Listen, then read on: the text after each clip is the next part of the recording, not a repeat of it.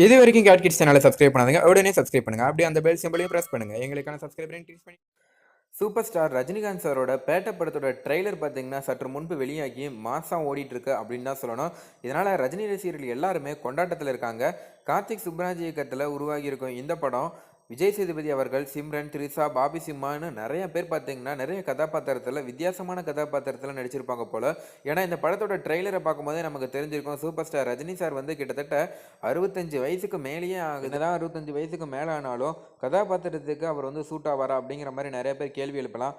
என்னதான் 65 வயசானாலும் அவரோட எனர்ஜி பார்த்தீங்கன்னா கொஞ்சம் கூட குறையல அப்படின்னே சொல்லலாம். இந்த ஒரு காரணத்துக்காகவே அவர் வந்து எல்லா கதாபாத்திரத்துக்கும் சூட் ஆகிட்டு இருக்காரு. மேலும் அவரோட ஸ்டைல் பார்த்தீங்கன்னா கொஞ்சம் கூட குறையல அப்படின்னு தான் சொல்லணும்.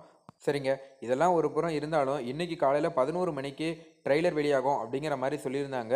ஆனால் ரசிகர்களோட எதிர்பார்ப்பை பூர்த்தி செய்யும் வகையில் ட்ரெய்லரை 10:25 மணிக்கு அவங்க பார்த்தீங்கன்னா வெளியிட்டுட்டாங்க அப்படின்னு தான் சொல்லணும். ட்ரெய்லர் வெளியாகி ஒரு மாதம் ஓடிட்டுருக்கு அப்படின்னு தான் சொல்லணும். நிறைய பேர் பார்த்தீங்கன்னா இந்த ட்ரெய்லருக்கு நல்ல வரவேற்பு கொடுத்துருக்காங்க அப்படின்னு தான் சொல்லணும். ஏன்னா ட்ரெய்லரில் மேக்ஸிமம் படத்தில் வரக்கூடிய எல்லா கதாபாத்திரத்தையும் காமிச்சிட்டாங்க. வாங்க ட்ரெய்லரில் என்னென்ன இருக்குது, நமக்கு என்னென்ன விஷயங்கள் ஒளிஞ்சிருக்கு அப்படிங்கிறது வந்து நம்ம பார்ப்போம். ஃபஸ்ட்டு இந்த ட்ரெய்லரை பார்க்கும்போதே நமக்கு வந்து ஒரு எனர்ஜி கிடைக்குது அப்படின்னு தான் சொல்லணும். அதுக்கு ஒரு முக்கிய காரணம் வந்து சூப்பர் ஸ்டார்னு ஒரு பக்கம் சொன்னாலும் இன்னொரு பக்கம் அனிருத்தோட பேக்ரவுண்ட் ஸ்கோர் அப்படின்னு தான் சொல்லணும். டீசர் ஆரம்பிக்கிறதுக்கு முன்னாடியே பார்த்தீங்கன்னா அவரோட பேக்ரவுண்ட் ஸ்கோர் தான் ஃபஸ்ட்டு ஆரம்பிக்குது. அதுக்கப்புறம் பார்த்தீங்கன்னா சூப்பர் ஸ்டார் வந்து பேக்ரவுண்ட் ஸ்டைலில் உட்காந்துட்டு இருக்காது, அதாவது பின்னாடி திரும்பி பின்னாடி போஸ்ட்டில் காமிக்கிறாங்க. அதில் பார்த்தீங்கன்னா இன்னொருத்தர் வந்து பேக்ரவுண்ட் ஸ்கோரில் வாய்ஸ் கொடுக்குறாரு. 20 பேர் அமிச்சோம், 20 பேரையும் அடித்து துவச்சிட்டாரு அப்படிங்கிற மாதிரி சொல்கிறாங்க. அதுக்கப்புறம் பார்த்தீங்கன்னா யாரா அவன் பேர் காளி அப்படிங்கிற மாதிரி சொல்கிறாங்க. அதெல்லாம் நம்ம பார்த்துருப்போம். மேலும் பார்த்தீங்கன்னா பாபி சிம்மாவும் அந்த கேரக்டரில் வந்து சொல்கிறாரு, அதாவது அவர் பேர் காளி அப்படிங்கிற மாதிரி சொல்கிறாரு.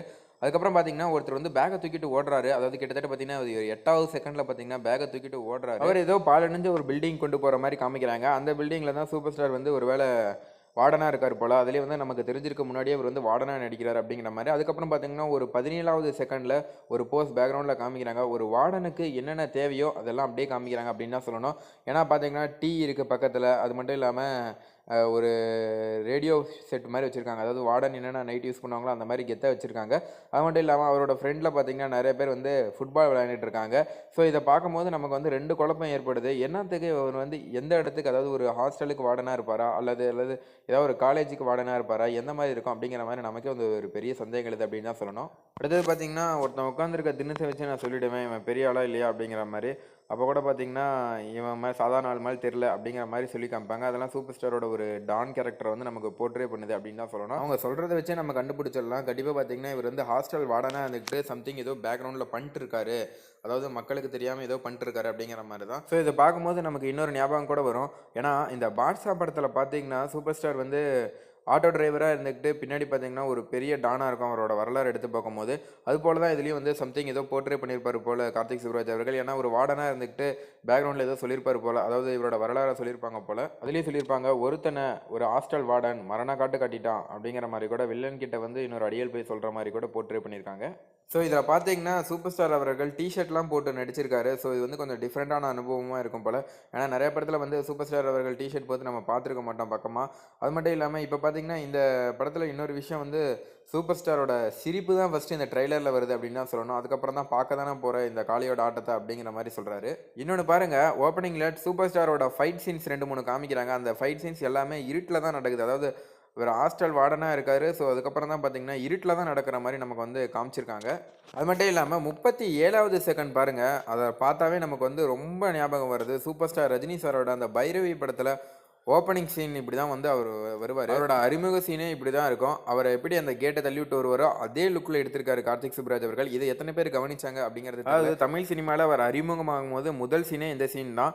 இந்த சீனை திரும்ப வந்து அவங்க காமிச்சிருக்காங்க அப்படின்னு தான் சொல்லணும். அதுக்கப்புறம் பார்த்தீங்கன்னா டீசரில் நம்ம வந்து எல்லாத்தையும் காமிச்சிடணும் அப்படிங்கிறதுக்காகவே பார்த்தீங்கன்னா த்ரிஷா அவர்களை காமிச்சிருக்காங்க, சிம்ரன் அவர்கள் காமிச்சிருக்காங்க, டக்குன்னு ஒரு சீன்லாம் காமிச்சிருக்காங்க. தென் சூப்பர் ஸ்டார் அவர்கள் அவரோட ஸ்டைல்லே பார்த்தீங்கன்னா கண்ணாடி போடுற மாதிரி சில சீன்ஸ்லாம் காமிச்சிருக்காங்க. அது மட்டும் இல்லாமல் த்ரிஷா அவர்கள் இந்த சீனில் நம்ம பார்க்கும்போது நமக்கே என்ன தெரிய வருது அப்படின்னு பார்த்தீங்கன்னா த்ரிஷா அவர்கள் சம்திங் ஏதோ ஃபங்க்ஷனில் இருக்காங்க அப்படிங்கிற மாதிரி தான் நமக்கு தெரிய வருது. ஒருவேளை அது கல்யாண ஃபங்க்ஷனா என்ன ஃபங்க்ஷன் அப்படிங்கிறது நமக்கு இன்னும் படம் பார்த்தா தான் தெரிய வரும். இதில் இன்னொரு பெரிய குழப்பம் என்ன அப்படின்னு பார்த்தீங்கன்னா சிம்ரன் அவர்கள் ஜோடியா சூப்பர் ஸ்டாருக்கு, அல்லது த்ரிஷா அவர்கள் ஜோடியா அப்படிங்கிறதே நமக்கு வந்து ஒரு பெரிய குழப்பமா தான் இருக்கு.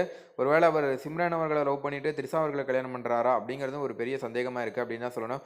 ஏன்னா, அவர் சிம்ரன் கூட அதிகமா பேசுற மாரி தான் ட்ரெய்லர்ல சீன்ஸ்லாம் அமைஞ்சிருக்கு. தென் இந்த ட்ரெய்லர்ல நமக்கு இன்னொரு விஷயம் என்ன தெரிய வருதுன்னா, சூப்பர் ஸ்டார் அவர்கள் கூட சசிகுமார் இருக்காரு. ஸோ பார்த்தீங்கன்னா, அவர் வந்து வில்லன் கேங்க சேர்ந்தவர் இல்ல அப்படிங்கிறது நமக்கு தெரிய வருது. ஆல்ரெடி பார்த்தீங்கன்னா சொல்லிட்டாங்க. ஒரு கொஞ்சமான சீன்ல மட்டும் தான் சசிகுமார் அவர்கள் இந்த படத்துல நடிச்சிருக்காரு. அதுவும் பார்த்தீங்கன்னா, சூப்பர் ஸ்டார் கூட டிராவல் பண்ற மாரி இருக்கும் போல. அதே போல பார்த்தீங்கன்னா, வில்லன் சைடுல வந்து விஜய் சேதுபதி அவர்கள், நவாசுதீன் சித்திக் அவர்கள், இன்னொருத்தர் பார்த்தீங்கன்னா பாபி சிம்ஹா அவர்கள், இவங்க 3 பேரும் தான் வில்லன் போல. ஸோ டக்குன்னு நம்ம அடுத்த சீன் பார்க்கும்போது, யாரோ ஒரு காலேஜில் ஒரு பொண்ணு என்ன சொல்லுதுன்னா, பார்க்கறதுக்கு ஸ்டைலா சின்ன பையன் மாரி இருக்கீங்க அப்படிங்கிற மாரி சொல்லிடுறாங்க. தென் இந்த இடத்துல தான் பார்த்தீங்கன்னா, அனிருத் வந்து அவரோட வேலையை காமிச்சிடறாரு போல. ஏன்னா அதுக்கப்புறம் பார்த்தீங்கன்னா, என்ன தீம் மியூசிக், ஒவ்வொரு பேக்ரவுண்ட் ஸ்கோர் அப்படியே பார்த்தீங்கன்னா ரொமான்ஸில் செமையாக இருக்குது அப்படின்னு தான் சொல்லணும். அந்த சீனை மட்டும் நிறைய பேர் பார்த்தீங்கன்னா திரும்ப திரும்ப கேட்டிருக்க அதிக வாய்ப்புண்டு. ஏன்னா அதோட பேக்ரவுண்ட் ஸ்கோர் பார்த்தீங்கன்னா அவ்வளோ அற்புதமாக இருந்தது. தென் அதில் பார்த்தீங்கன்னா சூப்பர் ஸ்டார் அவர்கள் பல லுக்கில் நடந்து வராரு. நம்ம அதை பார்க்கும்போதே சம்திங் அது வந்து ஊட்டியில் அல்லது ஏதோ ஒரு ஹில் ஸ்டேஷனில் எடுத்திருக்காங்க போல் அந்த படமே. அதாவது அவர் பார்த்தீங்கன்னா ஏதோ ஒரு ஹில் ஸ்டேஷனில் இருக்க காலேஜ் ஆர் ஸ்கூல் சம்திங் எதுலேயும் வந்து பார்த்தீங்கன்னா அவர் வார்டனாக இருக்காரு. தென் அதுக்கப்புறம் பார்த்தீங்கன்னா ஸ்டைலா அப்படிங்கிற பாணியில் அவரே வந்து சிரிச்சுக்கிட்டே நேச்சுரலி அப்படிங்கிற மாதிரி சொல்கிறாரு. அதாவது ஸ்டைல்னா சூப்பர் ஸ்டார் தான், அதில் எந்த ஒரு சந்தேகமும் இல்லை. அதை வந்து அந்த சீன் மூலமாக அவரே வந்து சொல்லியிருக்காரு அப்படின்னே சொல்லலாம். தென் அதுக்கப்புறம் நீங்கள் பார்த்தீங்கன்னா அந்த சீன் சசிகுமார் அவர்கள் வருவார் அடுத்து தொடர்ந்து. அவர் வந்து என்ன சொல்லுவார் அப்படின்னு பார்த்தீங்கன்னா, காதலுக்கு கண் இல்லைண்ணே அப்படிங்கிற மாதிரி சொல்லுவார். உடனே பார்த்தீங்கன்னா அடுத்த சீனே, அது முடிஞ்ச அடுத்த சீனே என்ன சொல்லுவாங்கன்னா, உங்களுக்கு கம்ஃபர்டபுளாக இல்லைனா கண்ணை மூடிக்காங்க அப்படிங்கிற மாதிரி வந்து சிம்ரன் அவர்கள் சொல்லுவாங்க. ஸோ அப்போ பார்த்தீங்கன்னா, ஐயோ நல்லா இருக்க அப்படிங்கிற மாதிரி சூப்பர் ஸ்டார் அவர்கள் சொல்லுவார். அப்போ கூட பேக்ரவுண்ட்லலாம் சில சீன்ஸ் பார்த்தீங்கன்னா சம்திங் ஏதோ காலேஜ் பேக்ரவுண்ட் மாதிரி தான் தெரியுது. ஏன்னா பின்னாடி புக்ஸ்லாம் நிறையா இருந்தது அப்படின்னு தான் சொல்லணும். இது வரைக்குமே பார்த்தீங்கன்னா அனிருத்தோட அந்த ரொமான்ஸான மியூசிக் பார்த்தீங்கன்னா நம்மளை கட்டி இழுத்துருக்கோம் அப்படின்னு தான் சொல்லணும். அதுக்கப்புறம் பார்த்தீங்கன்னா திடீர்னு ஆக்ஷனில் இறங்கிட்டார் போல். காரில் வந்து சம்திங் சூப்பர் ஸ்டார் வந்து சிறப்பான தரமான சம்பவத்தை இனிமே தான் பார்க்க போகிறீங்க அப்படிங்கிற மாதிரி சொல்கிறாரு. தென் அதுக்கப்புறம் பார்த்தீங்கன்னா ஃபாரின் லொக்கேஷன் கொண்டு போயிடுறாங்க. 2-3 இடத்துல ஃபாரின் லொக்கேஷன் மாதிரி காமிக்கிறாங்க. சம்திங் பெரிய டவர் இந்த மாதிரிலாம் காமிச்சிட்டு இருக்காங்க. தென் திடீர்னு பார்த்தீங்கன்னா ஒரு பாலைவனம் மாதிரி கூட காமிக்கிறாங்க. சம்திங் மணல் அள்ளுறாங்களோ அந்த மாதிரி கூட காமிக்கிறாங்க. அதுக்கப்புறம் பார்த்தீங்கன்னா ஒரு போராட்டம் நடக்குதா அல்லது சப்போர்ட் பண்ணுறாங்களா அப்படின்னு தெரியல.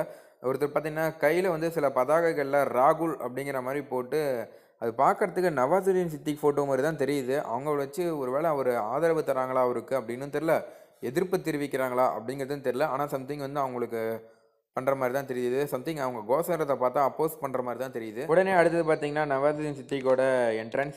அதில் அவர் ஃபஸ்ட் வார்த்தையை என்ன சொல்கிறாரு அப்படின்னு பார்த்தீங்கன்னா, அவன் இன்னைக்கு சாவணும் ஜித்து அப்படிங்கிற மாதிரி சொல்கிறாங்க. நமக்கு நிறைய பேருக்கு தெரிஞ்சிருக்கும் இந்த படத்தில் ஜித்துவா நடிக்கிறது வந்து விஜய் சேதுபதி அவர்கள் தான் அப்படிங்கிறது. ஏன்னா அவர் நிறைய இடத்துல சொல்லிட்டாரு, நான் அந்த படத்தில் ஒரு ஜித்துவா இருக்கேன் அப்படிங்கிற மாதிரி சொல்லியிருந்தாரு. அது மட்டும் இல்லாமல் இந்த படத்தில் நிறைய பேர் ஃபஸ்ட்டு ஒரு கேள்வி கேட்டிருந்தாங்க. அவர் வந்து இந்த படத்தில் ரஜினிக்கு பக்கபலமாக இருப்பாரா இல்லது வில்லனா அப்படிங்கிற மாதிரி கேட்டதுக்கு அவர் என்ன சொன்னாருன்னா, நான் எப்போவுமே வந்து ஒரு பெரிய ஆள் எதிர்த்தா தான் நான் பெரிய ஆள் ஆக முடியும், அதனால் கண்டிப்பாக நான் வில்லன் தான் அப்படிங்கிற மாதிரி ஆடியோ லான்ச்சில் கூட சொல்லியிருப்பாரு. ஸோ அதனால் அவர் வந்து வில்லன் அப்படிங்கிறத வந்து அவரே சொல்லிட்டார் அப்படின்னே சொல்லலாம். அதுக்கப்புறம் பார்த்தீங்கன்னா அவர் இப்போ இந்த ட்ரெய்லரில் வந்து ஜித்து வந்து நவாசுதீன் கூட இருக்கார். இதன் மூலம் நமக்கு என்ன தெரியுதுன்னா, அவர் வந்து நவாசுதீன் கூட பயணம் செய்கிறாரு. அது வந்து நவாசுதீன் அவர்களும் வில்லன் தான் அப்படிங்கிறது நமக்கு இந்த தகவல் மூலம் நமக்கு தெரிய வருது. அதுக்கப்புறம் பார்த்தீங்கன்னா ஜித்துவோட என்ட்ரன்ஸ், அதாவது விஜய் சேதுபதி அவர்கள் வராரு. விஜய் சேதுபதி அவர்கள் துப்பாக்கியோட வந்து ஷூட் பண்ணுற மாதிரி காமிச்சிருக்காங்க. அது எந்த இடம் அப்படின்னு பார்த்தீங்கன்னா, ஆரம்பத்தில் பார்த்தீங்கன்னா ஃபஸ்ட்டு மோஷன் போஸ்டர் வெளியிட்டாங்க ஒரு வீடு மாதிரியா, அந்த பழடைஞ்ச வீடு மாதிரி வெளியிட்டாங்க. அந்த வீட்டு வழியாக தான் பார்த்தீங்கன்னா இந்த ஃபைட் நடக்குது. அப்போ சூப்பர் ஸ்டார் அவர்கள் வந்து சில பேர் பார்த்தீங்கன்னா புரட்டி எடுக்கிறாரு. அந்த சீன்ஸ்லாம் இதில் காமிச்சிருக்காங்க. ஸோ திரும்ப இதை பார்க்கும்போது எல்லா இடத்துலையும் பார்த்தீங்கன்னா மெழுகுபர்த்தியாகவே இருக்குது. நீங்கள் கவனிச்சிங்களா இல்லையான்னு தெரில. ஒருவேளை இது சர்ச்சாக இருக்குமோ அப்படிங்கிற மாதிரி ஒரு பெரிய சந்தேகம் எழுது. அது மட்டும் இல்லாமல் சம்திங் இது வந்து வார்டனுக்கு தகுந்த மாதிரி இடம் கொடுத்துருக்காங்களோ ஒருவேளை காலேஜில் அப்படிங்கிற மாதிரியும் நமக்கு வந்து ஒரு பெரிய சந்தேகம் எழுது.